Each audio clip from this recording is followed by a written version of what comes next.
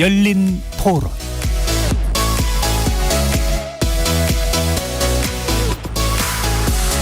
안녕하십니까. KBS 열린 토론의 황현입니다.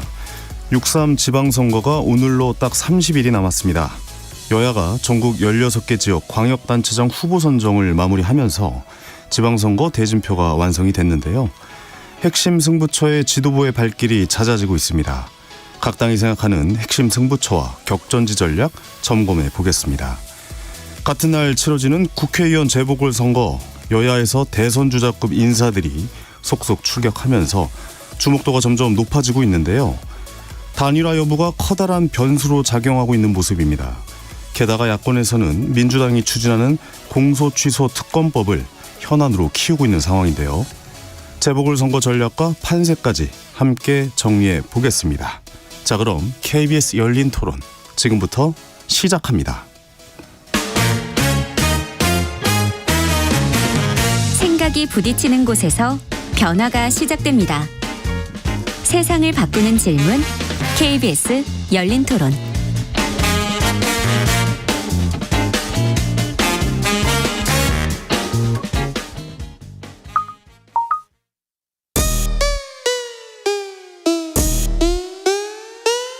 Lights, camera, action. I see you looking at my PIC. I know. Zoom in, zoom out, okay. Zoom in, zoom out, okay. Zoom in, 정치권 안팎의 이야기를 두루 들여다보는 시간, 정치 인앤아웃. 함께할 네 분의 논객 소개합니다. 김현정 더불어민주당 의원 나오셨습니다. 네, 평택시병 국회의원 김현정입니다. 네, 안녕하세요. 김소희 국민의힘 의원 나오셨고요. 네, 안녕하세요. 김소희입니다. 네, 반갑습니다. 장윤미 더불어민주당 대변인 나오셨습니다. 네, 안녕하세요. 반갑습니다. 네, 안녕하세요. 강전의 전 국민의힘 대변인 오늘도 함께해 주십니다. 네, 안녕하세요. 네. 자, KBS 열린 토론 문자로 참여하실 분은 샵 9730, 샵 9730번으로 의견 남겨주시기 바랍니다. 단문은 50원, 장문은 100원의 정보 이용료가 붙습니다. 여러분의 의견을 토론에 적극적으로 반영하고 있으니까요. 많은 문자 부탁드리겠습니다. 그리고 KBS 라디오의 모든 프로그램은 유튜브에서도 함께 하실 수 있습니다. 역시 많은 참여 부탁드리겠습니다.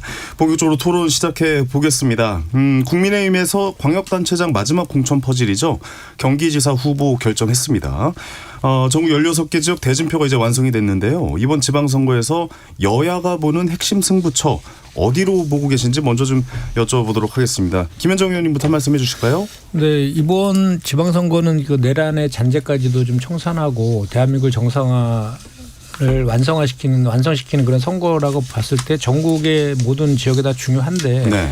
그 중에서도 역시 뭐 수도권하고 영남권이 가장 좀 승부처라고 핵심 승부처라고 볼 수 있을 것 같아요. 네네. 수도권이라면 뭐 서울 경기를 보고 계시는 거죠. 경기는 저희가 뭐 하고 서울하고 영남 이렇게 좀 수도권 중에는 서울하고 영남권이 이제 중요한 승부처라 생각하는데 네. 어쨌든 지금 구도면에서는 저희가 좀 앞서 나가고 있는 건 사실이고 또 후보 경쟁력도 좀 있긴 한데 역시 지금 최근에 여론조사 추이를 보면은 그 정당 지지율하고 국정 지지도하고 후보들의 그 지지도가 네. 디커플링 현상이 좀 나타나고 있는 것 같고 그 이제 부울경하고 대구 쪽은 이렇게 보수층의 결집들이 후보가 확정되면서 많이 이제 올라가고 있는 게 추세로 보여지거든요. 네네. 그렇기 때문에 지금 뭐 여전히 우리가 유리한 구도인 건 맞지만 거기 안주해서는 안 될 것 같고 끝까지 이제 공약과 비전 그리고 그 지역 발전 이런 거를 가지고 좀 진심을 다해서 낮은 자세로 해야지 되지 않을까를 생각을 해봅니다. 알겠습니다. 김소희 의원님도 전체적으로 판세 어떻게 보고 계신지 한 말씀해 주시죠. 네, 말씀 주셨던 것처럼 영남 지역이 이제 후보가 결정이 되면서 보수 결집이 되고 있는 상황이고 그거의 원인을 민주당이 만들어주고 계셨거든요. 그러니까 뭐 마치 다 이기는 것처럼 약간 오만한 활동들을 몇 가지 좀 하셨죠. 지난주 금요일 날 뭐 논란이 됐었던 일들이 몇 개 있었죠. 이상한 특검법도 발의 좀 해주시고. 네. 그러면서 제가 이번 주말에 이제 부산하고 대구 개소식을 다 다녀왔거든요. 다녀오셨군요. 네. 그러니까 분위기를 봤을 때 어떠셨어요? 진짜 궁금하네요. 열기가 뜨거웠죠. 열기가 뜨겁군요. 뜨거웠고 네. 제가 그냥 다녀온 것도 아니고 끝나고 나서 택시를 꼭 타거든요. 택시 네네. 기사님들한테도 여쭤봤는데 대구 같은 경우는 이제 뭐 여론조사나 여러 가지로 봤을 때는 이길 승산이 좀 있어 보이고요. 네. 그리고 박형준 시장 같은 경우는 그 지금 여론조사 추이가 좀 좁혀지고 있는 상황이고 이제 뭐 부산 MBC 같은 경우는 이제 뭐 60% 차이로 많이 좁혀졌는데 MBC 같은 경우는 저희가 약간 5% 정도는 까고 보거든요. 저쪽에 쏠림 현상이 있다고 해서 그래서 저희는 접점이라고 보고 있어서 핵심 승부처는 저희는 부산이라고 좀 보고 있고요. 그래서 대구하고 부산을 지켜야지 그 바람으로 서울까지 이어질 수 있고 서울까지가 그 접점이 좀 좁혀지면 다른 지역에도 좀 영향을 미치기 때문에 네. 이 낙동강 방어선은 꼭 지켜야 된다는 그런 결집의 메시지를 다 듣고 왔습니다. 알겠습니다. 여론조사에 대해서 언급해줘서 이거는 잠시 후에 저희가 다시 소개해드리도록 하겠고 알겠습니다. 5월 첫 주 여야 지도부가 일제히 향한 곳 지금 뭐 방금도 이제 김석희 의원님 다녀오셨다고 하는데 영남 지역에 많이들 가셨어요. 특히 민주당 정청래 대표가 오늘까지 2박 3일간 영남권 일정 소화했는데요.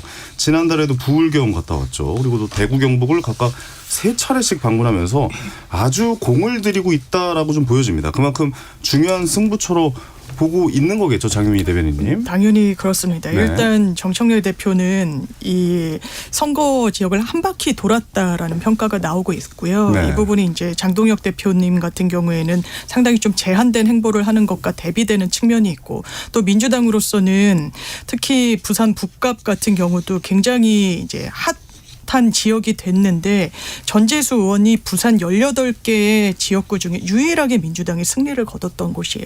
이곳마저 만약에 내주게 된다면 민주당이 부산에서 깃발을 꽂은 것이 단 한 곳도 없게 되는 겁니다. 그랬을 때 이게 단순히 어떤 진영과 승리, 승패의 문제를 떠나서 이재명 정부의 5급 3특과 관련한 마침표가 찍혀지기 위해서는 정부와 좀 결을 맞추고 합의를 하고 협의를 이끌어낼 수 있는 그런 인재들이 지역 일꾼으로 뽑혀야 되는 부분이 분명히 있거든요. 네. 이게 집권 여당으로서는 가동할 수 있는 자원이 상당히 많고 이런 부분과 정책과 공약으로 하겠다는 부분을 당 지도부가 집권 여당이지 않습니까? 특히 민주당으로서는 험지인 뭐 대구 경북 내지는 부울경 지역을 더 공을 들이면서 행보를 하는 데에는 이런 맥락이 있다라고 말씀을 드립니다. 알겠습니다. 아까 김석희 의원님께서 영남권 분위기를 전체적으로 이제 두 곳 다 들리시면서 말씀해 주셨다고 했는데 강전희 변호사님은 어떻게 보고 계십니까? 현재의 분위기. 일단은 조금 아까 김소희 의원님 말씀해 주신 것처럼 영남 지역에서 국민의힘 보수층의 집결이 확실히 시작이 되고 있다라는 생각이 드는 부분들이 있고요. 네. 근데 재미있는 것은 민주당 같은 경우에는 이번 지방선거를 넘어서서 전당대회까지 보고 있는 판세다라는 이야기들이 많이 나오고 있는데 8월에 있는 전당대회 당대표 그렇죠. 선거를 오늘 하는. 그 네. 보도 나온 걸 보면은 송영길 전 대표가 이분은 이제 연수에서 출마하시기로 결정이 됐잖아요. 근데 언론 인터뷰 과정에서 부산에 지금 정청래 대표가 갔다가 주말에 또 오빠 논란이라든지 이런 것들이 있지 않았습니까? 실수 자꾸 하지 말고 가지 마라. 전재수 의원에게 맡겨라. 이 이야기를 언론에서 이야기를 하셨더라고요. 네. 저희 국민의힘이 그동안에 원팀이 되지 못해서 어떻게 보면 당원들에게 실망을 드렸던 부분들이 있는데 민주당도 앞으로의 한 달 과정에서 지방선거를 넘은 그 다음 전당대회를 염두에 둔 좀 큰 인물들의 설전들이 앞으로도 있지 않을까라는 생각들이 들었습니다. 저희는 어쨌든 장도연 대표를 2선으로 뭐 후퇴하라라는 이야기들도 있었는데 이번 주말 동안에 있었던 대구와 부산에서의 개소식에 장도연 대표도 갔고 그리고 지역의 명예선대위원장이 된 김문수 전 장관도 가면서 함께 손을 드는 모습들을 보였거든요. 그동안에 저희 당원들께서 정말 계속 말씀하셨던 게 당 안에서는 그만 좀 싸워라. 이 이야기를 해주셨어요. 네. 이 모습을 저희가 이제서야 보여드리게 됐는데 좀 늦은 감도 있다라고 생각합니다만 앞으로 한 달 동안 똘똘 뭉쳐서 뒤에서도 이야기하겠습니다만 지금 여권에서 보여주고 있는 여러 가지로 오만한 모습들에 대한 심판을 국민들께 말씀드릴 수 있는 시간이 될 수 있을 거다 생각합니다. 그 이야기 잠시 뒤에 좀 자세하게 좀 나눠보기로 하겠고요. 먼저 방금 말씀해 주셨던 오빠 호칭 논란이 있긴 있었습니다. 장윤미 대변인 네. 아까도 김현정 의원님께서 좀 조심해야 된다. 뭐 이런 선거판에는 말 한마디 한마디가 굉장히 큰 영향을 주기 때문에 이런 부분들 조심해야 된다라고 말씀해 주셨는데 최근 당내 압승 분위기를 경계하면서 좀 조심하는 것 같은 모습이었는데 오히려 논란의 대상이 됐단 말이죠. 네. 어떻게 보고 계신지 한 말씀해 주시죠. 저희 정말 이 선거 살얼음판 걷듯이 임해야 되는 게 맞고 아마 이제 맥락은 영상 보신 분들 많이 아시겠지만 네. 이제 어린 아이에게 이제 하정우 후보가 비교적 젊다 보니까 이제 장난 비슷하게 대표가 오빠라고 해봐라고 했는데 요즘 어떤 그 감수성 기준에 부족하다는 점 시인합니다. 인정하고. 네. 그래서 대표도 정청래 대표도 이 부분에 대해서 사과를 했던 것이고요. 오늘 공식적인 자리에서 또 사과했더라고요. 맞습니다. 네. 거듭 말씀드리고 이 부분에 대해서 불편하신 분들께는 저희가 말씀드릴 수밖에 없는데 다만 아쉬운 부분은 이렇습니다. 이제 사과문을 올릴 때도 논란의 중심이 된 대상이 아동이라는 점에 대해서 저희가 더 저어대고 죄송하다는 말씀을 드린 거예요. 네. 근데 국민의힘의 반응을 보면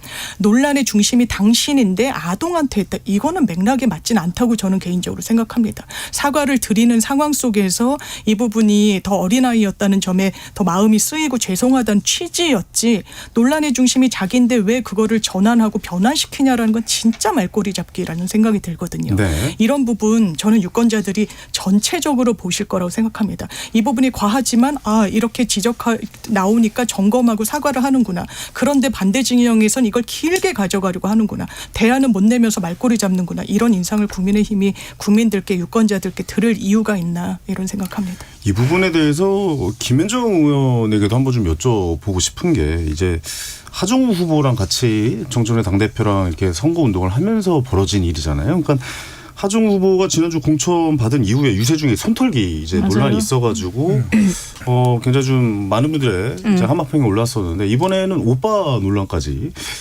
이어지고 있습니다. 이게 이렇게 되면은 선거 판세에 좀 쌓이지 않을까라고 보는 분들이 좀 있습니다. 거기에 대해서는 어떻게 보고 계십니까? 이게 이런 게 반복되면 안 되죠. 네. 그래서 이제 즉각적으로 이제 당 대표도 그렇고 하정우 후보도 이제 사과를 한 것인데요. 한 달 동안에 제가 알기로는 정청래 대표가 전국 8도를 한 40군데를 돌으셨거든요. 그러니까 자주 이제 다니면서 만나다 보니까 약간 또 농담 같은 걸 좀 잘하는 스타일이신데 네네. 그게 이제 선일 그 뭐 좀 분위기 좀 띄우려고 하다가 이런 이제 이런 일이 벌어진 건데 하여튼 이런 일이 반복되면 안 되죠. 그래서 앞으로 더 겸손하게 또 그리고 좀 그 낮은 자세로 해야 된다 이 말씀을 드리고 네. 다만 저는 이제 특히 북구갑 선거 관련해서는 후보들이 있잖아요. 무슨 구포시장 가기 경쟁하는 것 같다는 생각이 들어요. 왜 거의 매일 가죠. 누가 더 공손하게 인사하는 거냐만 지금 조명이 되고 있어요. 그러네요. 언론에서 네. 보면. 네. 그런데 실제로는 북구갑에 관련된 공약이나 비전이나 이런 거 후보의 경쟁력 이런 거는 조명이 전혀 안 되고 있거든요. 그래서 그 이제 하정우 후보도 우리도 이제 처음 내려갔으니까 이제 지역 구민들한테 이제 빠르게 좀 인사를 드리려고 이렇게 막 그 하는 것 같은데 그런 것들도 하되 이제 본인이 AI 전문가잖아요. 본인의 네. 장점을 살려서 또 북구갑을 누구보다 잘 알잖아요. 거기서 이제 중고등학교 나왔기 때문에 그런 자기 전문성과 북구의 그 성장 전략 이런 것들을 좀 그 발표하면서 그 이제 전재수 후보가 해양 수도를 한다는 본인은 이제 AI 수도를 만들겠다 해서 시너지 효과를 내는 그런 식의 그 전략을 빨리 좀 시행할 필요가 있겠다 이런 생각이 듭니다.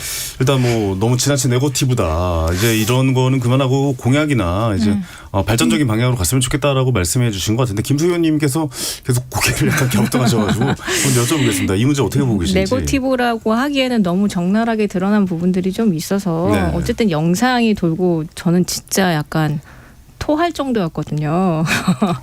그렇게 네, 좀 강력한 단어를 쓰시는 거군요. 네. 그동안 이제 민주당 586 세대들이 성인지 감수성이 없었던 사례는 여러 차례 있었어요. 그리고 부산에 오거돈 시장부터 시작해가지고 그런데 이 부분에 대해서 너무 아무 생각이 없으시게 말씀하셨던 것 같고 그래서 저는 하정우 후보는 70년대생이라서 좀 다르게 반응할 줄 알았거든요. 네네. 왜냐하면 지금 하정우 수석의 자녀분이 2015년생이니까 그 초등학생 1학년보다 나이가 더 많아요. 그러면은 본인이 거기서 아니다. 나 아저씨고 거의 큰아빠뻘이다. 이렇게 했으면 하정우 후보에 대한 반응이 좀 달랐겠죠. 대응이 부적절했다라고 네, 보시는군요. 대응도 부적절했고 그래서 왜 정원호 후보가 되면서 미숙함을 좀 드러냈는데 정원호 후보는 그나마 하정우 후보에 비하면 괜찮은 거다라고 할 정도로 하정우 후보가 미숙함을 너무 많이 드러내고 있는 상황이고 그래서 저는 그 부분들이 이미 여론조사에 좀 조금씩 드러나고 있다라고 그렇게 생각이 되고 실제로 제가 지난주에 정청래 후보가 영남 지역에 와서 선거운동하는 건 전혀 도움이 안 된다고 말씀을 드렸는데 진짜 너무나 큰 실수를 하신 거라서 이거 수습하는데 좀 시간이 좀 걸리실 것 같고 네. 그런 부분들을 저희도 앞으로 이제 공약으로 진행하시면 더 좋겠다라는 그런 얘기는 저희도 드리고 싶고요. 아마 이제 3파전이 될 텐데 그 세 분들은 이제 공약으로 이제 이제 집중 승리하겠죠. 선거를 이제 그쪽으로 이제 공약을 해서 이제 그걸로 이제 뭐라고 뭐 누구든 이제 뭐 지지율을 좀 끌어올리기 위해서 노력을 좀 하시겠죠. 네. 알겠습니다. 이거는 그럼 뭐 실수라고 보시는 거군요. 하정우 뭐 정치 시인으로서의 경험 부족 뭐 이렇게 네, 봐야 뭐 여러 가지 될까요? 경험 부족인데 네. 정청래 대표 같은 경우는 지난 대선 때 보니까 또 20살 여성을 대상으로 또 같은 요청을 하셨더라고요. 청래 오빠라고 불러봐 이렇게 또 말씀하셨더라고요. 그래서 이거를 실수로 보기에는 너무 성인지 감수성이 떨어진다고 생각하고요. 저는 이 기회에 왜 보통 공공기관이 성희롱 예방 교육을 받거든요. 민주당도 공당으로서 성희롱 예방 교육을 전면적으로 실시하셔야 되는 거 아닌가 그 정도로 요청을 드리고 싶습니다. 알겠습니다. 이거 다음 주제로 넘어가야겠네요. 또 깊이 들어갔다가 좀 말들이 좀 강력한 단어들이 나올 것 같아가지고 넘어가도록 하겠습니다. 일단 부산 북구가 이야기를 했으니까 계속 좀 이어가 볼게요. 국민의힘에서도 경선 진행되고 있잖아요. 아직 후보가 이제 결정이 안 난 거죠. 내일 후보가 발표가 되는 거죠. 내일 몇 시쯤 발표가 되는 걸로 뭐 돼 내일 있습니까? 중으로 발표 나는 걸로 알고 내일 있는데, 중으로? 그 개소식 때 이영풍 전 기자, 박민숙 후보 다 오셨고요. 네. 저희가 보기에는 박민식 전 의원이 되실 가능성이 높다라고 생각을 하고 있고, 그런데 지금 뭐 여론조사 결과 나오는 거 보니까 뭐 박민숙 후보 가능성이 높은데 처음에 제가 막 단일화에 관해서 단일화 해야 된다라고 얘기를 했는데. 하정우 후보를 보니까 단일화 안 해도 될 것 같습니다. 단일화 안 해도 그냥 보수 국민의힘 쪽으로 후보가 이길 거라 누구든 생각하십니까? 보수 쪽으로 결집이 될 것 같다라는 그런 생각이 좀 듭니다. 보수 쪽으로 결집이 네. 될 것이다. 지금 분위기로서는 네. 그렇게 생각을 하고 계시는군요. 아니, 그 국민의힘 후보를 지지하는 게 아니라 그냥 누가 돼도 상관없어요? 보수 어쨌든 범보수니까. 범보수니까. 네. 범보수라고 보고 계시는군요. 네. 알겠습니다. 야권 단일화 없이 3자 구도로 선거를 칠 경우 판세를 한번 좀 여쭤보고 있습니다. 네. 강전혜 변호사님부터 이거 한번 좀 여쭤볼게요. 만약 하정우 후보가 승리할 경우 한동훈 전 대표뿐만 아니라 장동욱 대표에게도 선거 패배 책임론 굉장히 커지잖아요. 이거 다 이렇게 표현해 준 것지만 책임을 져야 되는 상황이 올 수 있을 것 같거든요. 그렇죠. 장도연 대표 같은 경우에는 어쨌든 본인이 미국에 다녀온 다음에 여러 가지 좀 이야기들이 있었고 이번 지방선거가 끝나고 본인의 거취에 대해서 고민하겠다라는 이야기를 하고 있거든요. 그리고 조금 아까 나온 당대표 공식 일정을 보면은 내일도 기자회견이 있기 때문에 네. 아마도 좀 이런 관련한 얘기들이 나오게 되지 않을까 싶습니다. 장 대표 입장에서는 다만 말씀하신 것처럼 북구갑에서의 결정보다는 그동안에 본인이 이야기했었던 것처럼 서울과 부산에서의 선거가 더 중요해질 것이다라는 생각이 드는 부분들이 있는데요. 왜냐하면 기본적으로 서울과 부산시장 같은 경우에는 저희 당에서 가지고 있는 지역이었고 그리고 부산 북구 같은 경우에는 전재수 의원의 지역구였던 부분들이 있는 거거든요. 네. 물론 최근에 이제 하정우 수석이 부산에 내려와서 하고 있는 행보들을 보았을 때는 지역의 바닥 민심을 훑는 데 좀 적합한 인물인가에 대해서 국민들께서 지역 주민들께서 약간 의문점을 갖고 계시지 않을까라는 생각도 들지만 앞으로 그 선거 전략, 성장 전략에 대해서 이야기해야 된다라고 김현정 의원님께서 말씀하셨는데 그런 걸 이야기했을 때는 하정우 수석이 다시 한번 스포트라이트를 받을 수밖에 없습니다. 네. 이게 지방선거와 함께하는 보궐선거 과정에서 결국에는 정부 여당이 부산에 무엇을 할 것인가 그리고 아까 제가 이제 송영길 전 대표가 전재수 의원에게 맡겨놔라라고 이야기한 것처럼 전재수 의원께서 그 지역의 터줏대감으로서 지역 주민들과 함께 선거운동을 다닐 때는 서로 간에 윈윈이 될 수 있는 부분들이 분명히 있겠다라는 생각이 들거든요.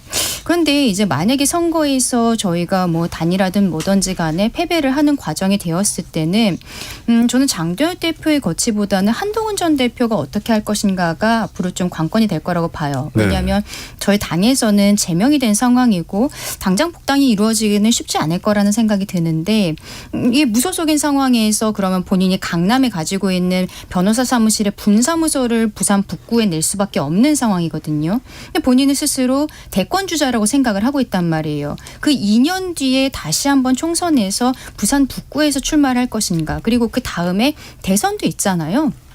그럼 대선에서의 어떤 인지도를 위해서는 중앙 언론에 계속적으로 나가야 되는 부분들이 있어서 실제로는 부산에서 계속 사는 것이 쉽지는 않을 것 같다. 개인적으로 그렇게 생각합니다. 네, 한동훈 대표의 입장은 이제 부산에 계속 뼈를 묻겠다 그렇죠. 이런 본인은 입장을 그렇게 얘기하고 이야기하고 있죠. 있는데 네. 저는 이게 선거 캠페인 과정에서 이야기일 거라고 생각을 하고 네. 실질적으로 정말로 패배가 되었을 때 박민식 전 장관 같은 경우는 원래 지역에서 지역구의원을 하셨거든요. 이번에 떨어져도 2년 뒤에 다시 한번 도전할 수 있는 기회가 있는 것이죠. 오히려 집 나갔던 아들이 돌아왔습니다라고 이야기하면서 네. 주민들께 말씀드릴 수 있는 기회가 있고 당의 대표로서 가 있을 수가 있는데 한 전 대표는 당협위원장으로서 있을 수 있는 게 아니어서 지역 주민을 만나는 것도 좀 한계가 있지 않을까 그렇게 말씀드립니다. 자연인으로서 버티기 쉽지 않을 것이다. 그렇죠. 변호사 사무실을 하면서 네. 만날 수 있는 사람은 좀 한계가 있다라고 봅니다. 알겠습니다. 김현정 의원님 어떻게 보십니까? 이게 3자 구도로 가면 아무래도 민주당에 유리한 구도다라고 이야기가 많이 나오고 있잖아요. 네, 예, 이 구도가 계속 갈까요?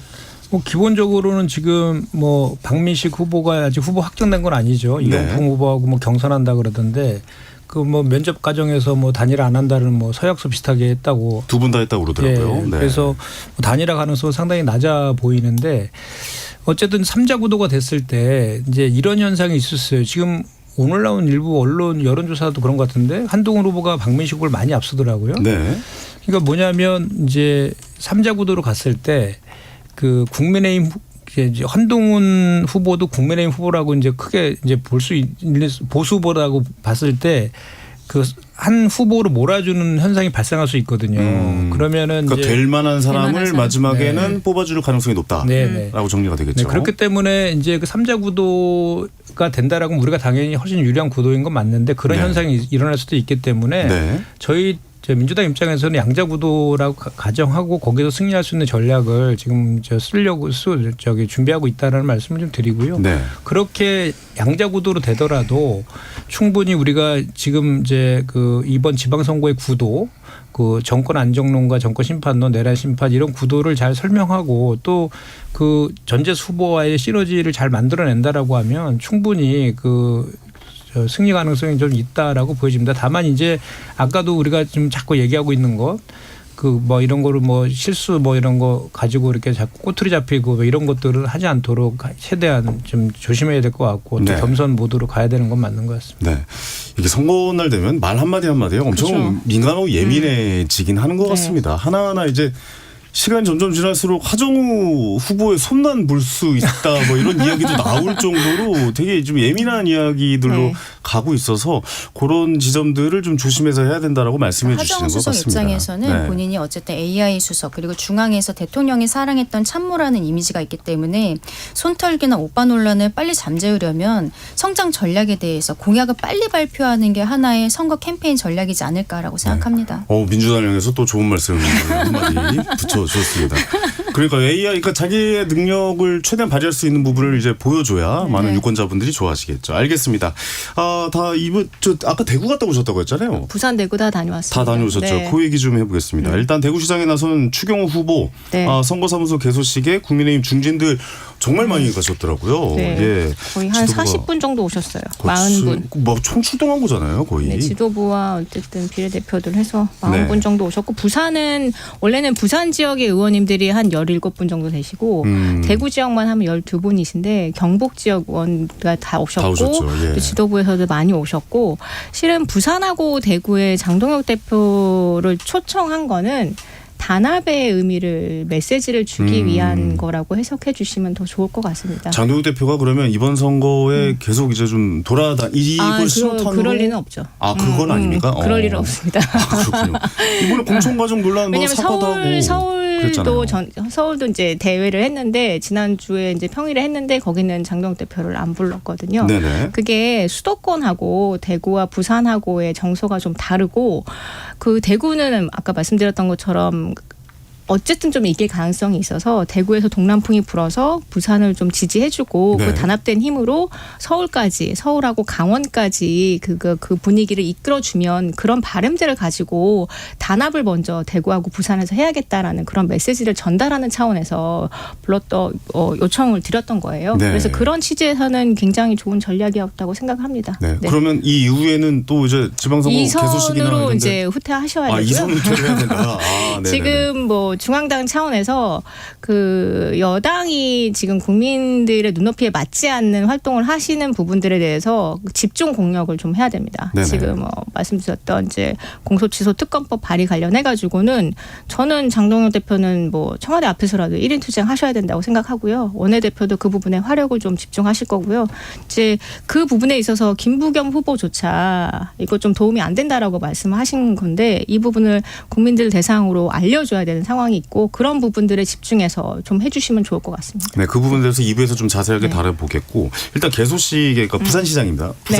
부산으로 한번 가볼게요. 네네네. 선거사무소 개소식에서 조경태 의원이 장동혁 네네. 대표 그냥 앞에 두고 네. 비상계엄 잘못됐다. 네. 아, 저 장동혁 그거는- 대표 연호하는 사람 나가라 뭐 그런 식으로 이제 이야기를 해가지고 그거는 현장에서 제가 있었기 때문에 네네. 언론이 그 부분만 좀 집중해서 설명을 좀 하신 것 같은데 이제 축사를 한 분씩 다 하시잖아요. 김문수 명예선대위원장도 네네. 하시고 하는데 그 장동혁 지지자분들이 좀 오신 것 같아요. 아, 네, 그래서 네네. 조경태 의원은 그동안에 당의 쓴소리를 좀 많이 하셨잖아요. 그래서 단합을 방해하는 인물이라 생각해서 조경태 의원이 나오셔서 축사를 하실 때 야유를 엄청 했어요. 네. 그래서 그걸 좀 잠재우기 위해서 뭐 비상계엄은 잘못된 것입니다. 여러분 뭐 이런 말씀을 좀 하시고 장동혁 여기는 박형준 시장 후보 개소식이다. 장동혁을 연호하지 말고 박형준을 연호해라. 이런 메시지를 전달하려던 거였는데 그게 좀 메시지가 좀 강했죠. 장동혁을 지지한 사람들은 여기서 다 나가라 이런 너무 식으로 강했죠. 예.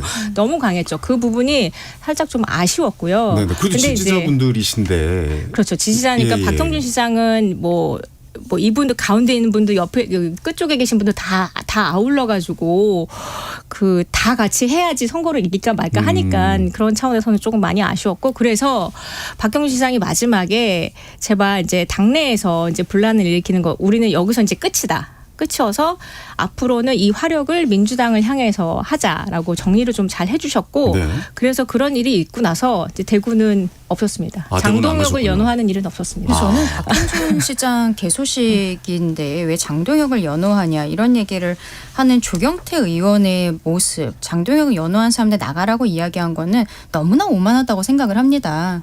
저희 그렇죠, 당원들인데. 당에서는 특히 당원들이시거든요.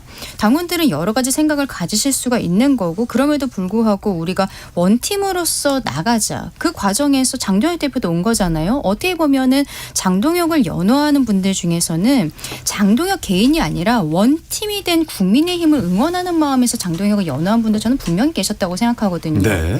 오히려 지금 한동훈 전 대표가 부산 북구에서 출마 선언을 하고 선거 캠페인 과정에서 계속적으로 저희 국민의힘 지도부를 흔들고 있어요. 장동혁 지도부는 계속 한동훈하고만 싸우려는 거냐 이런 이야기를 하는데 한동훈계의 좌장으로 지금 조경태 의원이 불리고 있는 거잖아요. 물론 지난번 전당대회를 보니까 꼭 그게 아닐 수도 있겠다는 생각도 드는 부분이 있습니다만 네. 이 한동훈 전 대표와 친하게 이제 하고 계시는 저희 국민의힘의 구성원들께서 이런 형태로 말씀을 하시는 것은 오히려 오해를 더 불러일으킬 수 있고 당내의 분란을 더 만들 수 있다는 생각이 듭니다. 근데- 조경태 의원이 원래 네. 한동훈 전 대표와 가깝다는 것을 알고 있었기 때문에 지지자분들께서 야유를 하셨을 수도 있는 거거든요. 그러면 거기에서는 어쨌든 잔치집인 거니까 개소식이니까 거기에서는 좀 캄다운 하시는 모습을 보였어야 되는 것이 아닌가. 저는 이것은 굉장히 잘못된 행동이었다고 생각합니다. 두 분 다 이 자리에 안 계시니까 제가 장동욱 대표 이야기를 좀 한번 해보면 장동욱 대표 입장에서는 그런 모습을 안 보여주기 위해서 그러니까 합쳐 나가는 모습을 보여주기 위해서는 장동욱 대표가 어느 정도 그런 거 못하게 해야 되는 건 아닌가라는 이야기도 나오고 있거든요. 거기에 대해서는 어떻게 생각을 하십니까? 아니 그래서 오히려 거기 예. 안에 개소식 안에 있었던 당원분들께서 양쪽을 말리셨어요. 싸우지 말아라. 그리고 그렇게 장동혁 대표 연호할 거면 나가라고 오히려 그분들이 지지를 하셨어요. 네네네. 그러니까 그 정도로 단합을 하려고 하는 의지는 굉장히 강했다라는 메시지를 좀 드리고 싶고 이런 분위기를 부산에서 제가 택시 타고 느꼈던 지점이 뭐였냐면 뭡니까? 기사님이 네. 시장은 전재수고 한동훈 대표 욕을 엄청 하시더라고요. 그래서 이런 부분들이 좀 반영이 됐나 보다 싶었던 생각이 있어서 시장은 전재수야 이렇게 말씀을 주셨을 때 더 열심히 해야겠다. 대구에서 동남풍을 끌고 와서 부산을 잘 해야겠다라는 그런 결심을 하고 올랐습니다. 택시기사 분이 또 그런 말씀을 해주셨군요. 네. 금내일을 잘 받으셔서 네, 해 나가시길 바라겠고 장윤미 대변인께서는 2일 국민의힘에서 아직도 이제 끊어내지 못하는 이런 네. 일들이 나오고 있잖아요. 이런 거에서 어떻게 보고 계십니까? 기본적으로 선거는 상대 평가입니다. 지금 민주당에 대해서 언제까지 내란 울거먹을 거냐 뭐 이런 취지로 얘기하시잖아요. 저희가 얘기하지 않아도 안에서 이게 내분으로 이 당내 갈등으로 이렇게 하나의 상징적인 장면으로 표출이 되는 겁니다. 저희 부산에 어떤 각오로 민주당 임하고 있습니까? 해수부 이전시킨 거 이번 이재명 정부입니다. 전재수 해수부 장관이었어요. 부산의 경제 성장과 관련해서 어떤 후보가 더 나을 것인지 저희가 제안 드리는 거고 HMM 이전 문제가 또 있습니다. 전재수 후보는 상당히 강력하게 본인이 이 부분을 마무리를 짓겠다라고 이야기하고 있는 부분. 민주당이 정책을 이야기하는데 내란은 오히려 민주당이 얘기하지 않습니다. 부산에서 특히 국민의힘이 얘기하고 있다는 점 말씀드립니다. 알겠습니다. 김현정 의원님. 장동혁 대표를 일단 아까 말씀하셨다시피 김석현 의원이 이 손에서 이제 되고 왔으니까 좀 물러나 있어야 된다라고 말씀을 해 주셨고 서울에서도 오세훈 후보 같은 경우에 장동혁 대표 이 선에서 조용히 좀 도와야 된다 이런 입장을 계속해서 전하고 있습니다. 근데 지금 오세훈 시장은 초록색 점퍼를 벗고 빨간색 점퍼를 입었단 말이죠. 보수의 적자는 본인이 하면서 당 지도부와 약간 선을 긋고 있는 모습인데 이런 거는 전체적으로 어떤 의미로 좀 해석을 해봐야 될까요? 그러니까 서울하고 부산, 대구는 약간 틀린 것 같아요. 그러니까 네. 이제 부산하고 대구는 아무래도 보수세가 센 곳이니까 그리고 또 후보들 둘 다 박형준 후보도 뭐 경선 과정에서 윤호경 세력과 손도 잡았잖아요. 네. 그리고 캠프에 같이 있기도 하고 그리고 현실적으로 부산이나 대구에는 그런 윤어게인 세력들도 있는 거죠. 어제도 장동영 연호하고 그랬다는 거 아닙니까? 네네. 그런 세력들이 있는 거죠. 그러니까 현실적으로 그런 세력들도 한 명이라도 끌어모아야 되는 이제 고육지책의 측면이 있는 것 같아요. 부산하고 대구는. 그리고 이제 서울 같은 경우에는 그런 민심이 대구나 부산과 틀리다는 거죠. 여기는 윤석열의 계엄이나 이런 내란 일으킨 거에 대해서 여전히 심판에 대한 정서가 강하고 있기 때문에 그거를 또 윤호경과 절연하지 못하는 장동혁 대표는 선거에 도움이 안 된다는 생각을 확고하게 갖고 있어서 네. 완전히 장동혁 대표는 오지 마라라고 하는 스탠스를 명확하게 갖고 있는 그런 약간 차이가 좀 있는 것 같아요. 알겠습니다. 장동혁 대표 다음 일정 혹시 알 수 있을까요? 장외투쟁 하시겠죠. 장외투쟁으로 장외투쟁. 가시는 근데 거예요? 제가 보니까 네. 장동혁 대표가 부산하고 대구 가서 힘을 많이 얻었어요. 딴 데는 다 오지 말라는데 갔더니 장동혁 연호를 막 하잖아요. 부산에서 열기가 굉장히 뜨거웠다고 아까 전해 주셨잖아요. 내일 예. 기자회견 한다는데 지금 기대가 됩니다. 네. 민주당의 전략자 사진이신데. 근데 한 가지만 더 덧붙여서 민주당에서 말씀드리면 응원하시는 분들이 방송에서 이제 저도 들어도 좀 계시더라고요. 제가 이렇게 한 게 아니라 네. 방송을 나가면 정청래 거기서 이렇게 대표님도 한때 우리 선대위원장이셨잖아요. 국민의힘 패널 이렇게 부산에서. 얘기를 하더라고요.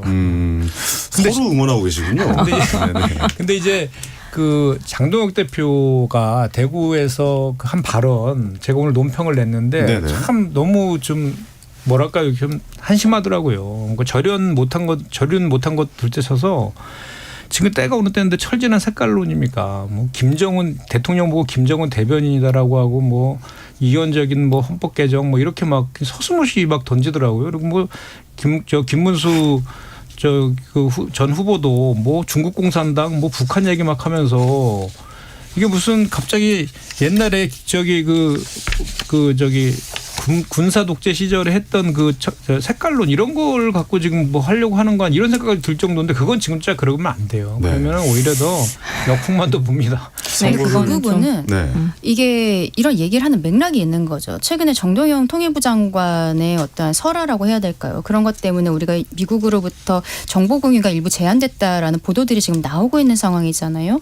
근데 이거에 대해서 국민들께서 관심을 갖고 계시고 굉장히 큰일이다라고 생각을 하십니다. 그러니까 국민들께서는 기존에 민주당 쪽에서 정권을 잡으면 우리가 외교, 특히 북한과의 관계에 있어서 굉장히 좀 굴욕적이 되는 것이 아니냐. 마치 어느 날 아침에 우리 돈으로 지어졌던 개성 연락사무소가 폭파되는 모습, 그것을 보면서 아무것도 할 수 없었던 우리 정부의 무능함, 여기에 대한 기억들을 갖고 계시는 거거든요. 그래서 이런 것들이 다시는 일어나서는 안 된다라고 저희 보수 쪽에서는 말씀을 드리는 건데, 민주당에서는 이 부분에 대해서 저는 조금 더 반성의 메시지가 나와야 되는 것이 아닌가. 물론 저희는 정동영 장관을 경질해야 된다라고 이야기하고 있습니다만, 이게 쏙 들어간 것을 넘어서서 색깔론이다라고 이야기하시는 것은 국민들 국민들이 관심을 갖고 계신 것에 대해서 이분법적으로는 저는 나누는 것이라고 생각을 하거든요. 그런 형태로 지금 정동영 장관과 지금 네. 북한과의 관계를 이렇게 색깔론이라고 치부하시는 것은 좀 문제가 있지 않나 개인적으로 그렇게 생각합니다. 근데 이거는 실은 그 메시지는 말씀 주셨던 것처럼 개소식에는 조금 어울리진 않았습니다. 네. 왜냐하면 그때 의원님들 다 같이 들으시면서 초반에 대구의 공천에 문제가 있어서 국민들께 상처를 주셨다는 그 사과한 지점에 대해서는 다들 공감하시면서 잘했다 박수 쳐주셨는데 그 나머지 부분이 좀 길게 되면서 의원님들이 저거는 조금 개소식에는 안 맞다라는. 개소식에는 어울리지 않았다. 오히려 뭐 이제 이런 의견들이 그 있군요. 다음에 네. 다음 준비하고 있는 강성 지지층을 향한 메시지가 아니었냐 그런 해석들을 내놓을 수 있었던 지점이 분명 있었던 건 사실입니다. 그래서 알겠습니다. 그런 부분들은 그냥 중앙당에서 하시면 될 것 같습니다. 내려와서 하지 말고 중앙에서 하셔라. 하시면 될 것 같습니다. 장외투쟁 지금 네네. 그 SNS로 메시지 굉장히 잘 내고 계시거든요. 네. 그거는 중앙에서 하시면 됩니다. 그러니까 이제 색깔론 얘기를 제가 얘기한 게 뭐냐면 그 핵시설 관련된 구성 핵시설 관련된 언급 가지고 그러니까 그 외에도 4-5가지 사유를 가지고 미국이 정보 제한 조치를 했어요. 그 정보 제한 조치는 종전에도 자주 있었던 일입니다. 근데 그 정보 제한 조치를 한 그 조치가 사실은 잘못된 거예요. 그러니까 우리나라 길들이기 위해서 그렇게 하고 있는 거거든요. 네. 그리고 정보 제한 조치한 내용들이 이렇게 심각한 남북 관계에 있어서 심각한 내용은 아니면서 그전에도 그렇게 해왔던 관행적으로 그렇게 해왔어요. 그럼 그런 일이 벌어지면 미국을 비판해야지 왜 정부를 비판합니까? 통일부 장관이 남북화에 의해서 노력하는 게 뭐가 잘못됐습니까? 그러니까 저는 그런 차원에서 얘기하는 거고 그거를 또 한번 꽈서 계속 안보자에다 무슨 한미 동맹에 균열을 내고 있다 이렇게 하는 것 자체가 이미 첫 번째 색깔론인데 네. 그거를 그냥 그 앞에 있는 내용들 다 사람들이 정확히 모른다라고 생각하면서 가서 또 그 선대위 발대식에서까지 그렇게 얘기할 필요가 있느냐. 알겠습니다. 그러니까 말씀을 좀 요약을 해보면 그러니까 선거사무소 개소식에까지 가서 그런 얘기를 하는 건 좀 과했다라고 아니 그 내용이 좀 말씀하신 것 길었고요. 같고. 네. 그 민주노총 간부가 간첩 사건 한 부분이 소식이 묻혔다. 실은 이런 아직도 간첩들이 활동하고 있다라는 그 메시지를 전달하기 위한 내용이었어요. 이거는 네네. 지금에 있는 정동영 장관의 그런 안보의 중요성을 강조하는 건 보수의 역할이기도 하니까 네. 그런 부분들은 전 충분히 괜찮다고 생각했는데 너무 길었던 게 근데 김소희 문제였죠. 의원님의 말은 그런 거 중앙당에 가서 하셔라. 예, 그렇게. 지금 중앙에서 네. 메시지를 내셔야 될 역할을 네네네. 하시면 됩니다. 알겠습니다. 어떤 메시지가 앞으로도 더 나올지 지켜보도록 하겠고 확실히 네 분과 대화를 해보니까 선거가 코앞에 있다는 게 느껴집니다. 이제 30일밖에 안 남았기 때문에 점점 더 민감하고 예민한 질문들이 더 나올 거고 목소리가 점점 더 커질 수 있다는 것도 우리 청취자 여러분께서 알아주셨으면 좋겠습니다. 재보궐선거 이야기 잠깐 들어가기 전에 영남권 지역 관련 여론조사 한 말씀 드리겠습니다. 부산 MBC가 한길 리서치에 의뢰해서요. 5월 1일부터 2일까지 부산광역시에 거주하는 만 18세 이상 남녀 1,013명을 대상으로 무선 ARS 방식으로 조사한 결과 부산시장 적합도 조사 결과 민주당 전재수 후보 46.9%, 국민의힘 박형준 후보 40.7%, 개혁신당 정의한 후보 2%로 나타났습니다. 자세한 내용은 중앙선거 여론조사 심의위원회 홈페이지에서 확인하실 수 있겠습니다. 역시 부산 MBC가 한길 리서치에 의뢰 5월 1일부터 3일까지 부산 북구갑 주민 584명 대상으로 무선 ARS와 유선 RDD 방식을 섞어서 진행한 여론조사 결과 하정우 34.3%, 한동훈 33.5%, 박민식 21.5%로 역시 자세한 내용은 중앙선거 여론조사 심의위원회 홈페이지에서 참조하시기 바랍니다. 아까 한동훈 후보가 많이 나왔다는 여론조사가 이거 말씀하신 거군요. 예. 알겠습니다. 이거 여러분들 여론조사가 나오고 있으니까 잘 확인해 보시기 바랍니다. 계속해서 좀 이야기 나눠볼 텐데 재보궐선거 공천 아직 국힘 완료되지 않았는데 조금씩 문제가 아직 해결이 좀 덜 되고 있는 것 같다는 생각 드는 게 지금 정진석 전 비서실장 공천이 당내 논란이긴 네. 하잖아요. 뭐 네. 보류하긴 했지만 네. 이거 어떻게 되는 건지 장영인 변호사님 한번 좀 말씀해 주시겠습니까? 그런데 정진석 전 비서실장 입장에서는 지금 공천받고 계신 분들이 이른바 친윤과 무관하지 않습니다. 이용 전 의원 같은 경우에도 네. 하남갑에서 공천받았고 그리고 울산도 마찬가지고 왜냐하면 방통위 부위원장으로서 2인 체제 법원에서 위법 부당하다고 했는데 본인이 판사 출신인 실장인데 그 위법 부당함을 자행했었거든요. 이른바 윤석열 정권의 호위무사들로 구성이 됐다라는 비판 그 국민의힘 내부에서도 나오고 있습니다. 네. 그 연장선상에서 정진석 전 비서실장 공천을 안 주면 본인은 이게 과연 맞는가라는 물음표를 갖게 될 거예요. 왜 본인만 이 친윤의 가두리에 갇혀가지고 공천을 못 받는 것인가. 그러니까 어떻게 보면 무소속 출마 가능성 나오지 않습니까? 국민의힘에서 무공천하겠다라고 네. 하면서 꼼수거든요. 유권자들이 심판할 겁니다. 여기에 대해서 이미 국민의힘의 제 개인적인 의견은 공천의 스텝이 꼬였다라고 말씀드립니다. 그러니까 지금 김태훈 충남지사 후보가 탈당까지 시사하고 있고 그렇죠. 오세훈 서울시장 후보도 좀 자제해달라 뭐 이런 이야기 나오고 그렇죠. 있습니다. 네. 민주당이 그 김용 부원장 안 한 것처럼 우리도 하면 안 됩니다. 네. 정진석 전 비서실장은 어쨌든 계엄을 할 당시에 비서실장으로 내각에 계셨기 때문에 지금 나오시면 절대 안 되고 자숙하셔야죠. 근데 무소속으로도 나올 수 있다라는 얘기가 나오잖아요. 그럼 어떻게 보고 계십니까? 근데 어쨌든 또 지금 밀고 있는 또 다른 후보가 있으니까 그 판단을 잘 하셔야 될 것 같고요. 네네.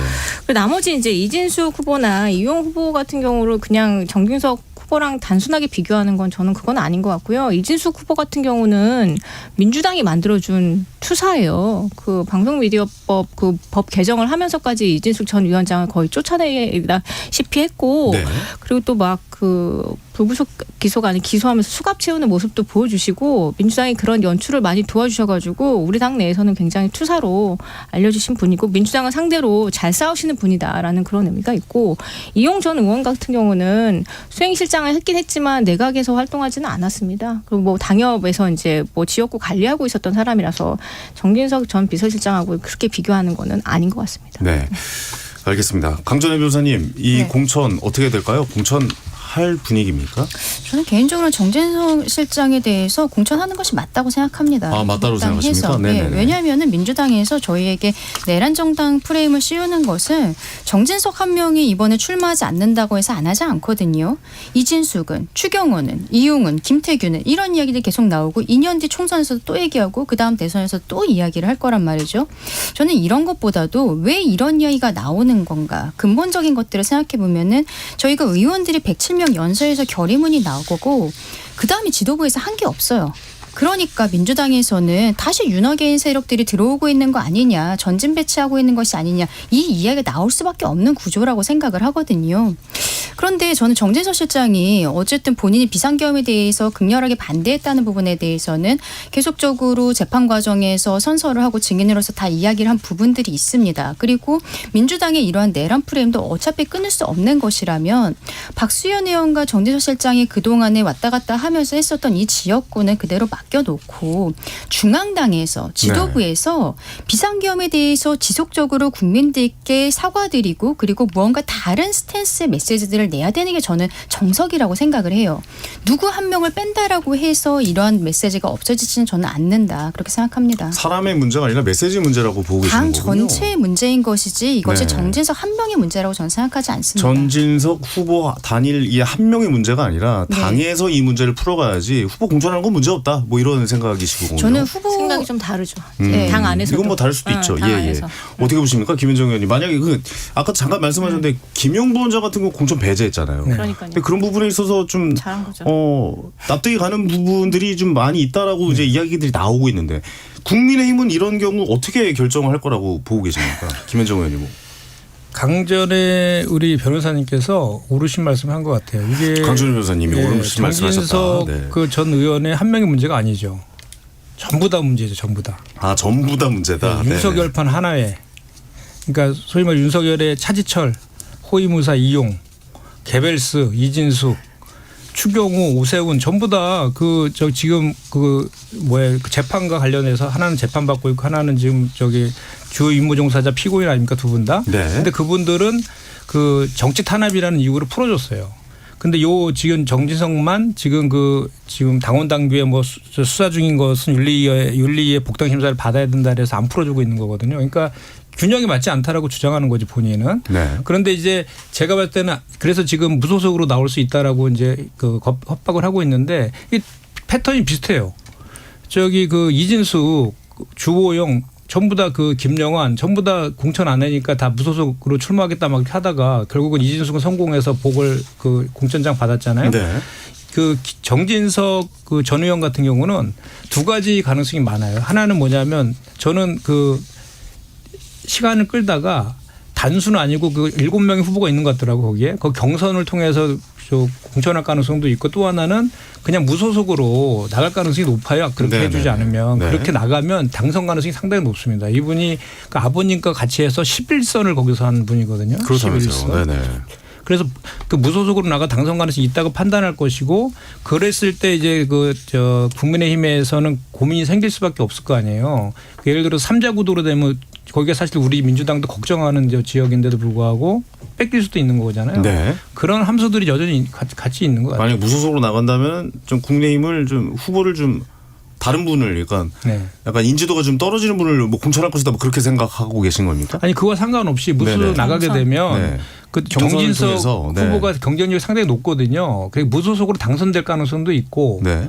또는 그 3자 구도가 되면 우리 민주당 후보가 당선될 가능성이 높아지잖아요. 그렇게 돼서 의석을 그냥 우리 민주당한테 뺏길 수도 있고 이런 가능성이 있기 때문에 네네네. 국민의힘에서는 그냥 그 경선을 통해서 그 저기 할 것이다. 우회 상장을 통해서 네. 공천을 할 것 같다라는 생각이 아, 우회 상장이나 이제 밖에서 무소속으로 당선돼서 자연스럽게 국민의힘으로 아니요. 들어오는 경선을 시키는 거죠. 경선을 단순 시켜서 못 주되 네네네. 경선이라는 그 저기 우회를 굉장히 좀 어렵네요. 정치 많이 공학적으로. 어렵죠. 근데 네네. 그 지역에서 김태흠 충남지사도 오랫동안 하고 계셨고 현역 지사시잖아요. 현역 지사께서 이런 말씀을 하신다는 거는 예전에 정진선 실장 같은 그런 느낌이 아니다라는 그런 민심을 읽고 계신 거기 때문에 우리 당은 뭐 다 똑같다 이런 민주당의 그런 메시지에 현혹되면 안 되고요. 네. 어쨌든 메시지는 내야 된다고 합니다. 내야 될 필요가 있다고 생각합니다. 있다. 공천으로서. 네, 알겠습니다. 어떤 결정을 내릴지 지켜보도록 하겠습니다. 잠시 로고 듣고 저희는 2부에서 찾아뵙겠습니다.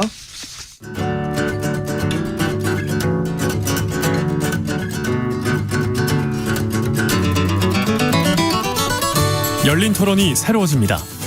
정치, 경제, 사회, 문화까지 MC 황현희와 함께 모든 것에 물음표를 던지겠습니다. 세상을 바꾸는 질문 KBS 열린 토론.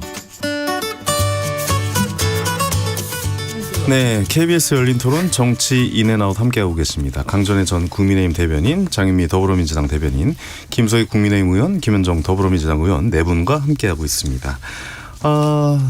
문자가 또 많이 오고 있습니다. 오늘 좀 예민하고 민감한 주제들을 다루다 보니까 1632님께서 지난 총선 때 대파한단 발언 때문에 국민의힘이 어려워졌던 거 기억하시죠? 모두 조심하시길 바랍니다라고 이렇게 현실적으로 적절한 예를 들어주시면서 말씀해 주셨습니다. 감사합니다.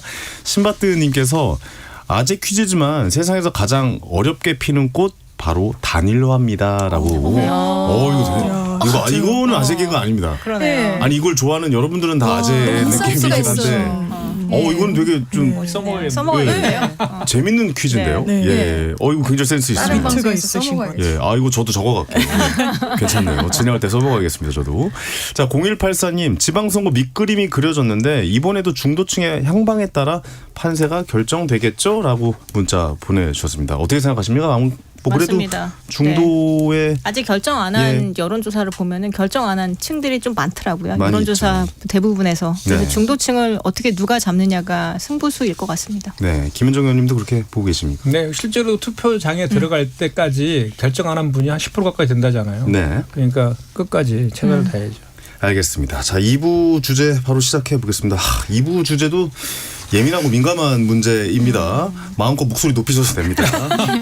자, 민주당이 추진하고 있는 공소취소 특검법이 지방선거에서 새로운 변수로 떠오르고 있습니다. 야권이 연일 맹공 이어가고 있죠. 오늘 청와대에서 법안 추진과 관련해서 시기와 절차 다시 좀 판단해달라 이런 요청이 왔습니다. 지방선거에 미칠 영향이 아무래도 엄청 크다. 이렇게 판단을 내렸겠죠. 김현정 의원님 어떻게 생각하십니까? 일단은 기본적으로 네. 그 법안이 발의가 되면 이제 논의하는 절차가 있고 그다음에 이제 처리하는 그 단계가 있잖아요. 지금 법안만 발의된 것이고 아직 소위라든지 상임이라든지 또는 의총에서 이렇게 논의된 바는 없어요. 그런 과정들을 자연스럽게 거치게 될 것인데 이 관련해서 국민의힘에 자꾸 우리 이재명 대통령을 끌어들이니까 대통령께서 정무수석을 통해 가지고 네. 국민 여론을 봐서 수기해서 당에서 판단해라 이렇게 이제 입장을 밝히신 거죠. 그래서 그런 절차와 과정을 통해서 그 결정하는 과정들이 있을 것이다라고 보여집니다. 네, 국민의 여론을 파악해서 진행을 해라. 그러니까 너무 성급하게 진행하지 말아라라고 생각을 해야 되는 거겠죠? 어떻게 저희가 받아들여야 되는 걸까요? 뭐 대통령은 일반적인 말씀을 하신 것 같아요. 네네네. 원래 그러니까 이제 어떻게 보면 이제 본인은 거기다 끌어들이지 말아라는 메시지일 수도 있고 그래서 그런 과정이나 이걸 뭐 시기라든지 절차라든지 또 그 안에 내용까지도 포함될 수 있다고 좀 보여집니다. 내용까지도 포함될 수 있다. 그 네. 국회에서 논의하는 단계에서 여야 같이 논의하는 과정도 있는 거잖아요. 우리 당에서 입장도 있지만 그 과정에서 합리적인 저기 내용이라고 하면 일단 기본적인 전제는 이 조작 수사에 대해서 의혹이 분명히 국조회 통해서 확인된 것들이 있기 때문에 그거를 수사해야 된다는 건 맞는 것이고 네. 그 조작 수사의 주체가 검찰이기 때문에 객관적인 특검을 통해서 수사해야 된다. 이 기조는 반드시 이제 전제가 되는 것이죠. 그 과정에서 저 법안의 절차나 시기나 뭐 내용 같은 경우는 얼마든지 그 앞으로 논의하는 단계에서 적할 수 있다라는 거죠. 알겠습니다. 김소희 의원님 어떻게 보십니까? 지방선거에 미칠 영향 이 문제 크게 작용한다고 보세요? 저희는 큰 악재라고 뭐 큰 악재요? 국민의힘이 큰 악재, 아니죠. 민주당이 큰 악재. 민주당의 큰 악재.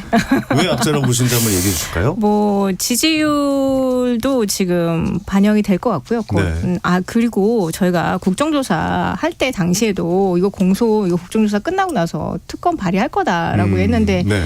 뭐 저희는 좀 시간을 좀 끌 줄 알았거든요. 근데 민주당이 보기에는 이걸 해도 전혀 지방선거에 영향이 없다라고 판단을 하셨나 봐요. 네. 그래서 이렇게 빨리 발의를 하셨고 지금 어머니께서 말씀 주셨던 것처럼 발의를 하면 다 통과가 되는 게 아니다라고 했는데 지금 22대 국회에서 민주당이 발의하면 다 통과됩니다. 왜냐하면 저희가 뭐 어떤 힘도 쓸 수 없는 그런 뭐 의석수가 굉장히 많으시잖아요. 민주당 투표하시면 그냥 다 무조건 통과되는 그런 상황이기 때문에 네, 근데 그래서 민주당 입장에서는 선거를 앞두고 있어서 무조건 다 통과시키기에는 어느 정도 부담이 있다라고 이야기가 그래서 나오잖아요. 제가 조금 이상했던 게 네. 뭐 지방선거 끝나고 해도 될 텐데 굳이 지난주 금요일 날 그것도 발의를 했었던 발의자 명단에 계시더라고요. 저는 직접 여쭤보고 싶었는데 어떻게 왜 이런 결정을 하셨을까.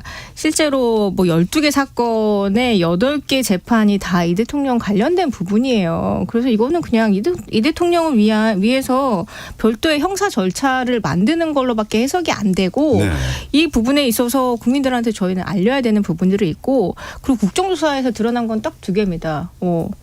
이와 그 북에다가 송금했고 그렇게 얘기를 했는데도 불구하고 그 상방울 부회장께서 리오남한테 돈 줬다. 이걸 솔직하게 말씀하셨고 그리고 이제 민주당에서 이제 이거 약간 뭐 회유가 있었다라고 말씀하시기 위해서 이제 연어 술 파티라고 했는데 알고 봤더니 연어 덮밥이었고 술 파티 같은 건 없었고 네. 이런 부분에 대해서 알려진 건 딱 그 2개예요. 근데 이게 결론적으로 말씀드리긴 좀 어려운 게 양쪽 의견이 또 너무 다르게 판단을 내리고 계시니까 그렇죠. 결론적으로 뭔가를 말씀드리긴 좀 아직은 저희는 좀 쉽지 저희 않네요. 입장에서는 그렇게 했는데 이런 걸 해서 결과적으로 국정조사에서 저희 민주당이 그렇게 좋은 결과를 얻지 못했는데 그럼에도 불구하고 특검법을 바로 발의하셨고 네.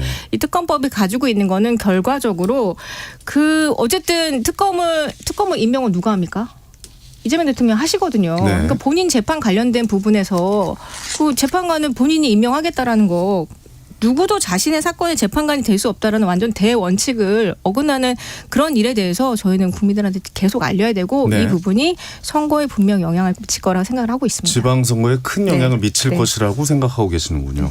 알겠습니다. 오늘 수도권 범야권 후보들이 이와 관련 연석회의 개최했습니다. 이 문제를 고리로 야권 연대까지 이어질 수 있다라는 관측도 나오는데 장미희 변호사님은 저 대변인님은 어떻게 보고 계신지 한 말씀 해주시죠. 이걸 지나치게 정치 쟁점화하는 거는 소기의 목적을 못 거둘 겁니다. 네네. 일단 대통령이 속도 조절을 주문했고요.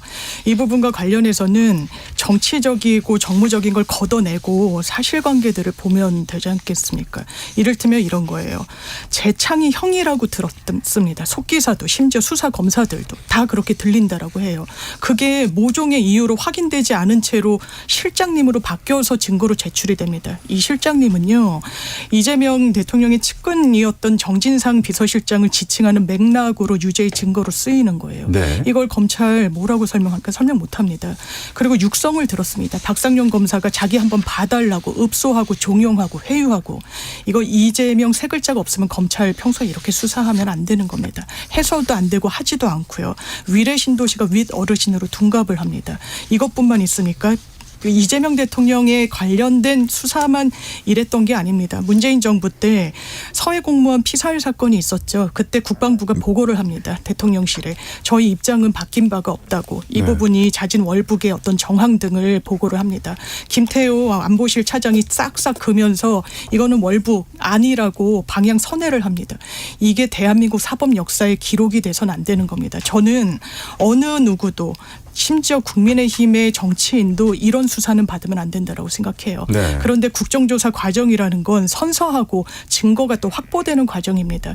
그러면 민주당의 인식, 이 선거를 앞두고 오히려 정치적인 변수를 가져가는 건 부담일 수 있습니다. 이 내부에서도 설왕설래가 있었고 네. 하지만 실기할 수 있는 부분에 대한 문제의식이 있었던 거예요. 그리고 증거 확보 그리고 증거 인멸의 가능성이 새로 드러난 사실과 관련해서는 후속 조치로 있을 수가 있는 겁니다. 그래서 추진을 했는데 이 부분 전반적인 부분 이제 정치적 정무적인 부분까지 고려했을 때 부담이 되는 측면도 있겠죠. 그렇지만 이건 궁극적으로 이런 맥락에서 민주당이 추진한 법안이라는 점은 거듭 말씀드립니다. 장유민 대변인께서 말씀하시는 게 네. 요거 하나만 여쭤보고 갈게요. 그러면 이거는 뭐 특검을 나중에 해야 된다라는 그 마음은 다 같다라고 제 생각이 들고요. 그러면 그 이후에 시간 조절에 대해서는 조절할 필요가 있다라고 생각을 하시는 겁니까? 왜냐하면 국민의힘의 의견을 들어야 됩니다. 국민의힘에서 문제의식을 갖고 하시는 부분들이 있어요. 저도 모든 조항에 다 동의하는 건 아니거든요. 같이 협의를 해서 만들어 가야 된다. 그렇습니다. 네, 그런 그렇게 차원에서 보시는군요. 논의를 하면 될 것 같습니다. 네. 민주당에서 언제부터 그렇게 특히나 뭐 지금부터라도 하면 되죠. 뭐 언제든지 뭐 관련해서 대화는 서로 많이 되면 국민의힘의 좋죠. 네. 의견을 그래 들었는지 참 왔는데, 의문이다. 한 번도 그 그런 지금 적이 말씀하신 뭐 내용들, 뭐 녹취, 뭐 이렇게 속기 이런 거의 문제 이런 것들 이번 국정조사에서 찾았다라고 지금 주장을 하고 계시는데 그러면 기존에 재판 진행하고 있잖아요. 진행 중인 재판의 증거를 현출을 시키면 됩니다. 그리고 대통령 무죄인데 지금 뭐 조작됐다는 거잖아요. 어쨌든 대통령으로 당선이 되셨기 때문에 헌법재판소의 결정을 기다리지 않고 각 재판부가 그 공판기일을 추정을 해놓은 상황이거든요. 재판 빨리 다시 열어서 무죄 판단 받으시면 되는 거예요. 그러면은 국민들의 이러한 불안감들, 전국적인 불안한 정세 이런 것들을 일거에 없애실 수 있는데 근데 왜 이것을 본인이 임명하는 특검으로 하여금 공소 취소할 수 있는 권한까지 주면서 새로운 기관을 만들어내야 하는 것인가. 여기에 대해서부터 국민들께서는 의문점이 있다는 거죠. 굉장히 위헌적이다라고 말씀을 드리고 싶은 게 대한민국은 상권 분리 국가입니다. 입법, 행정, 사법이 다 별개인 거예요. 근데 입법부인 국회에 다수를 점하고 있는 민주당이 이 특검이라는 법안을 통해서 기존 대한민국 뭐 검찰 같은 경우는 행정부 소속이고요. 그리고 법원은 사법부인데 사법부에서의 판단들을 완전히 무력화시키는 것이 아니냐. 이런 생각들이 들 수밖에 없는 거죠. 법상으로 헌법상으로 지금 가지고 있는 것처럼 보이는 권한을 남용하고 있는 것이다라고 말씀을 드리는 거고 네네. 이러한 것들이 결국에는 국민들께 그렇게 좋게 비치지 않는다는 것을 청와대에서도 알고 있기 때문에 오늘 오전에 홍준표 수석이 이 상황에 대해서는 이 특검에 대해서는 대통령께서 시기와 절차를 좀 국민적 수기를 거친 다음에 하라고 말씀하셨다라고 이야기하신 것 같아요. 근데 정말로 문제가 있다면 이것은 시기가 언제든지 해야 되는 것이죠. 결국에는 선거를 앞두고 국민적인 여론이 좋지 않으니까 잠시 쉬었다가 뒤에 다시 진행하겠다는 것 아니겠습니까? 네. 이 역풍은 피할 수 없을 것이다 생각합니다. 강전혜 변호사 말씀은 이제 그냥 재판에서 모든 걸 판단을 받아야지 굳이 특검을 만들어야 그렇죠. 아니 할 지금 이유가 이화영 없다라고 씨는 말씀을 드린 7년 것 같아요. 8개월을 대법원에서 맞잖아요. 선고받아서 지금 수감 중이잖아요. 누구보다 나오고 싶은 사람이에요. 네네. 그 대북 송금 사건 뭐 연어술파 때 회유당했다. 본인 그거 가지고서 재심 청구 왜 안 합니까? 재심 청구하면 되는 거예요. 네네. 알겠습니다. 근데 같은 주제로도 두 분의 의견이 완전 다르네요. 근데 네. 이제 이런 게 있는 거죠. 그러니까 뭐 본인이 대통령 임명한 특검이 그 공소 유지 여부를 판단할 수 있다. 이걸 하는 것이 계속 비판하시는데 그 주장은 좀 제가 봤을 때는 좀 좀 잘못된 주장 같아요. 왜냐하면 행정부에 대한 인사권은 대통령한테 있거든요. 검찰총장에 대한 인사권도 대통령한테 있어요. 그러면 윤석열 정치검찰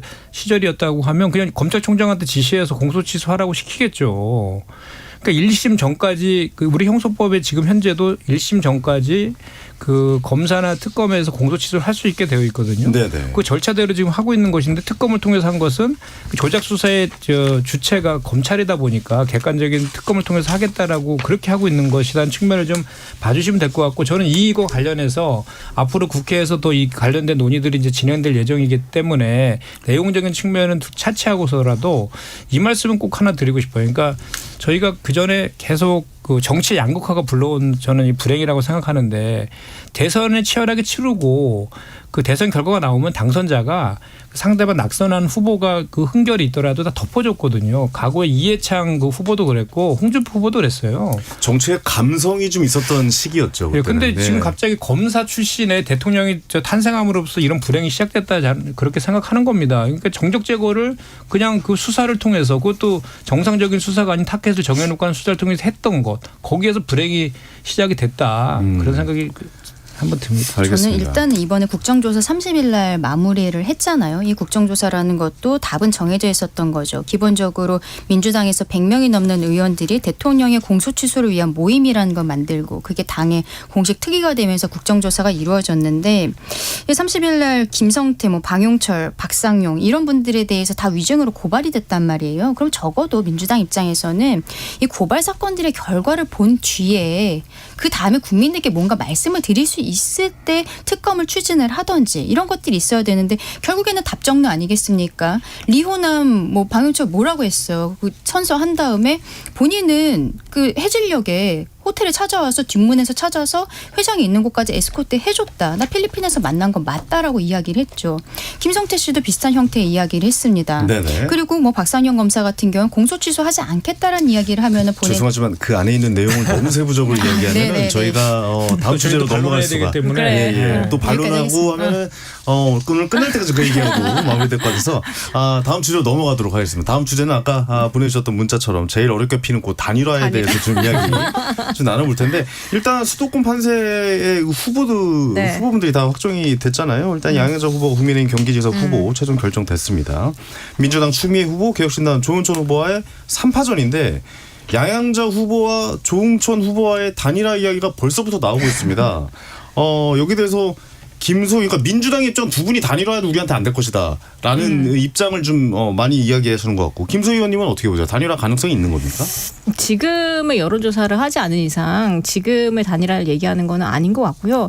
일단 저는 양양자 후보가 용기 내서 저희 경기도지사 후보로 나왔을 때 왜 당이 그분을 밀어주지 않고 계속 후보 공모 연장해가지고 이성배 해가지고 결국 안 됐잖아요. 이성배 아나운서 전 MBC 아나운서죠. 네.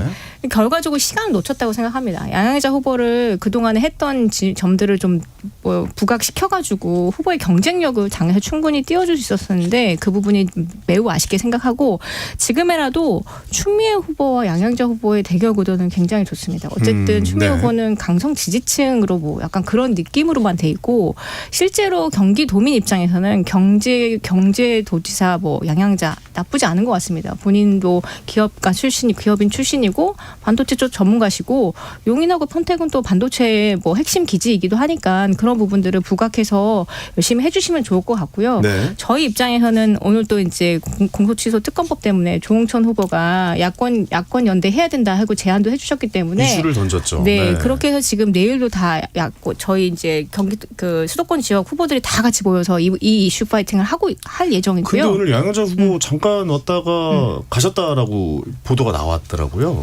예.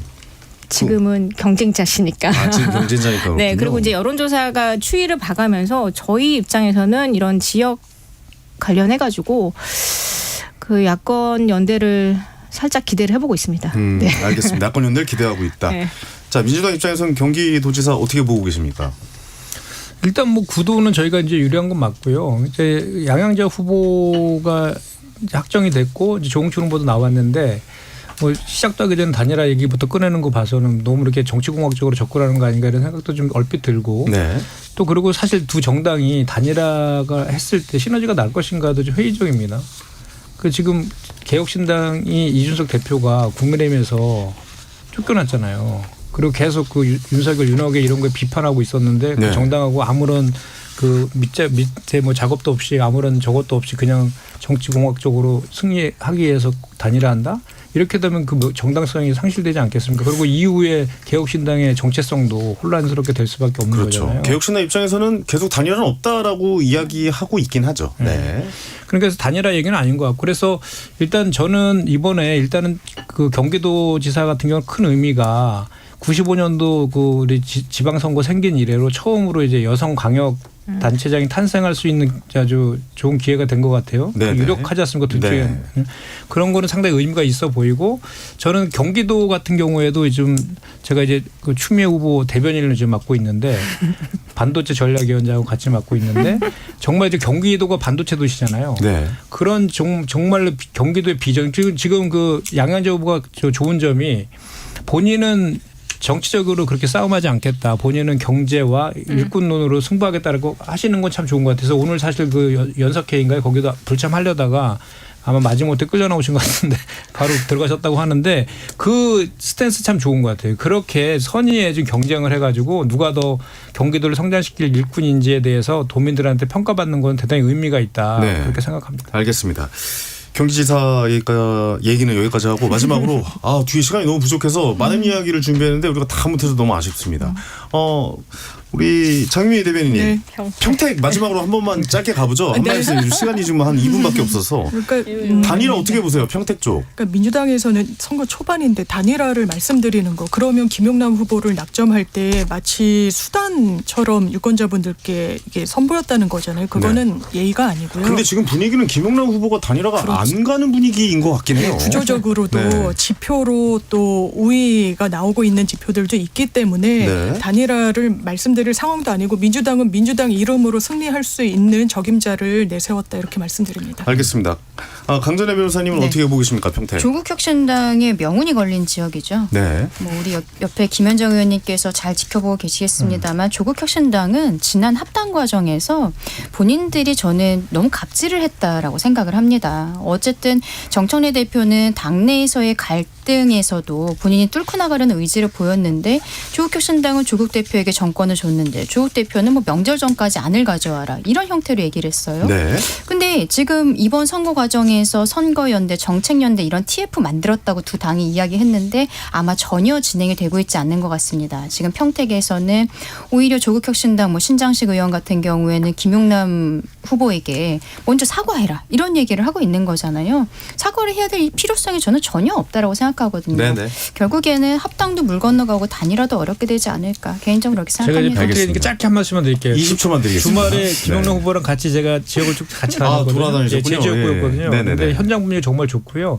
지금 평택 같은 경우는 다자구도로 그 갈공성이 상당히 높다 이 말씀만 드립니다. 알겠습니다. 자, KBS 열린 토론 정치 인앤아웃 이것을 오늘 모두 마무리하겠습니다. 오늘 함께해 주신 김현정 더불어민주당 의원, 김조희 국민의힘 의원, 장윤미 더불어민주당 대변인, 강전혜 전 국민의힘 대변인 네 분께 다시 한번 진심으로 감사의 말씀드리겠습니다. 고맙습니다. 감사합니다.